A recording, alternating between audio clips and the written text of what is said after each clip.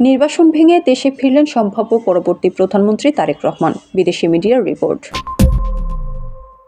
দীর্ঘ ১৭ বছর নির্বাসনে থাকার পর ঐতিহাসিক সাধারণ নির্বাচনকে সামনে রেখে বাংলাদেশে ফিরেছেন বিএনপির ভারপ্রাপ্ত চেয়ারম্যান তারেক রহমান।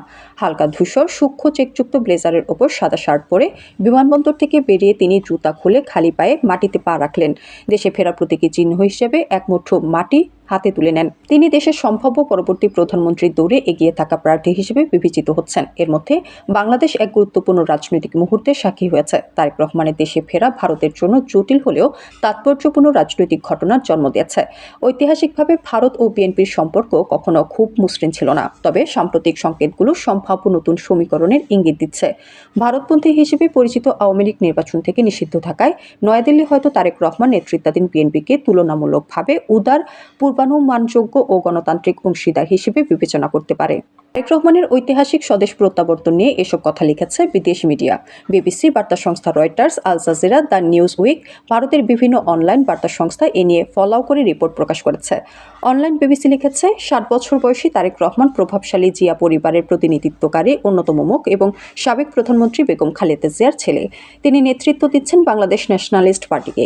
এই দলটি নতুন বছরের শুরুতে অনুষ্ঠেয় জাতীয় নির্বাচনে ক্ষমতায় ফেরার আশা করছে। ২০০৮ সাল থেকে লন্ডনে বসবাসকারী তারেক রহমানের বিএনপি সংসদের সবচেয়ে বড় দল হিসেবে উঠে এলে দেশের নতুন নেতা হওয়ার সম্ভাবনা রয়েছে বলে ধারণা করা হচ্ছে। তার দেশে ফেরার ঘটনাটি ঘটছে এমন এক সময় যখন গত বছর সাবেক প্রধানমন্ত্রী শেখ হাসিনা ক্ষমতাচ্যুত হয়েছেন। আওয়ামী লীগ সরকার ক্ষমতায় থাকাকালীন তার বিরুদ্ধে একাধিক ফৌজদারি তদন্ত শুরু করা হয়, তবে তার সরকার পতনের পর তিনি সব অভিযোগ থেকে খালাস পান। বর্তমানে শেখ হাসিনা ভারতে নির্বাসিত জীবনযাপন করছেন এবং তার দলকে আসন্ন নির্বাচনে অংশ নেওয়ার অনুমতি দেওয়া হবে এমন সম্ভাবনা খুবই কম বলে মনে করা হচ্ছে। অনেকের মতে এই নির্বাচন বাংলাদেশের ইতিহাসের অন্যতম গুরুত্বপূর্ণ নির্বাচন হতে যাচ্ছে। গত বছর সরকার বিরোধী আন্দোলন দমন করার ঘটনায় তার ভূমিকার কারণে গত মাসে শেখ হাসিনাকে মৃত্যুদণ্ড দেওয়া হয়। জাতিসংঘের তদন্তকারীদের বরাতে বলা হয়েছে, ছাত্র নেতৃত্বাধীন সেই আন্দোলনে প্রায় ১৪০০ মানুষ নিহত হন।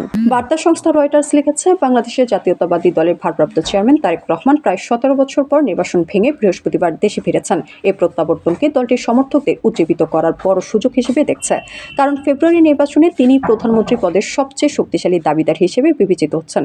ঢাকার বিমানবন্দর থেকে সংবর্ধনা স্থল পর্যন্ত রাস্তার দুই পাশে লাখ লাখ সমর্থক সার বেঁধে দাঁড়িয়ে দলীয় পতাকা নাড়েন, হাতে প্লেকার্ড, ব্যানার ও ফুল নিয়ে স্লোগান দিতে থাকেন। কড়া নিরাপত্তার মধ্যে জ্যেষ্ঠ বিএনপি নেতারা বিমানবন্দরে তাকে অভ্যর্থনা জানান।